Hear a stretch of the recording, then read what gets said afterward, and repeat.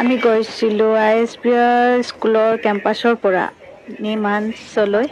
তাতে ইনগ্ৰেশ্যনৰ প্ৰগ্ৰেম আছিলে, তাৰে এটি ভিডিঅ' ক্লিক কৰিলোঁ।